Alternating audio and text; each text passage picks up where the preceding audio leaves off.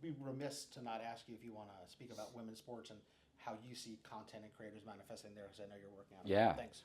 So, I mean, women's sports is fascinating because the on ramp for women's sports from a fan perspective is different than with men's sports typically. Men's sports is driven by live broadcasts, which makes the media rights more expensive and the cost of entry gets higher. With women's sports, it's on the come up, obviously like rapidly growing. There's a ton of passion for it, but the passion is driven sometimes by different things. In women's sports case, it's predominantly driven by the stories of the women themselves. They're incredibly relatable. They get paid as inequitably as anybody else. They are also learning to have their own voice, and I think they well outpace now the NBA in terms of when these women have to discover their voice. And thanks to all the NIL changes in NCAA, they are discovering that voice quite young, actually, and developing their own personas and, frankly, their own brands.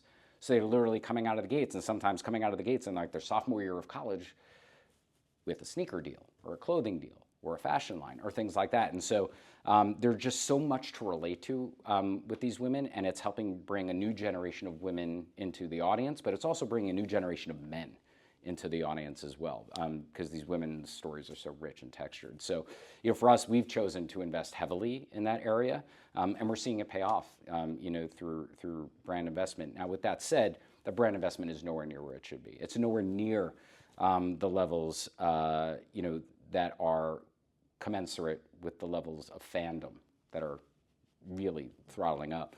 But it's coming, and it's trending in the right direction. So hopefully there's more of that, but we're going to continue to place our bets on women's sports and, frankly, on women in general.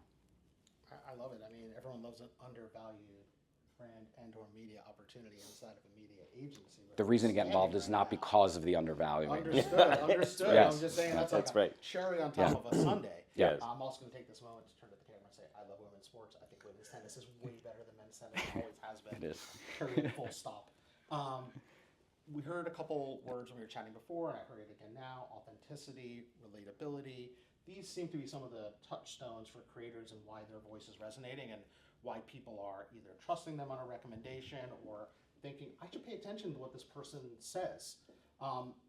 Any thoughts how brands should approach their work with creators? I think, again, lots of best-in-class work inside of this shop. Full disclosure, these folks are my clients. Sephora Squad's a very successful thing. What are some of the things brands should be thinking about as they realize ever increasingly that the train is real, leaving the station, and frankly already picking up a lot of speed? Can I answer that with a question for Eric? I love this idea. I'm gonna step out of frame. So, Eric, so you talk about like getting brands involved early in the development process, right? And like that's kind of different when brands are getting involved early in the development process of a feature film or a television series when a creator, like an independent creator, is involved. So I'm curious as like what the expectations are from brands that are different, between getting involved with like, a series on Max. Mm-hmm. Or produced by Warner Discovery versus a series produced by a prominent creator. Do they feel like they can get away with more? Is it It's an interesting question, and I don't know if there's one straightforward answer, and I'm sure we'll get into it later as well because I'd love to get the perspective of those on the panel. My personal feeling is, I think there's been sort of a saturation point with creators and brands in general. I think it's no secret that there has been blowback from the number of creators pushing brands and also working with competitive brands. And, one day Andrew's talking about this brand, tomorrow he's talking about another brand.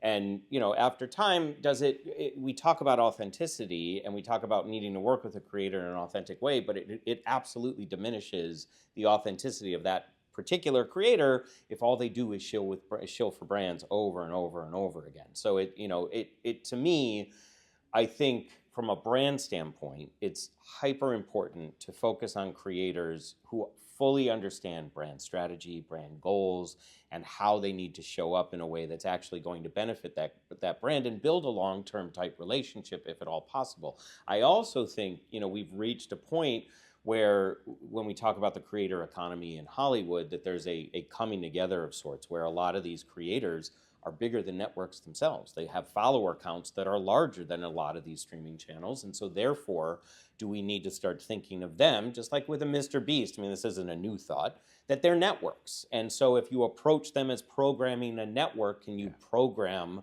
content for brands in a way that allows them to show up within that creator's network, and then does that port into things like books and TV and film and everything else?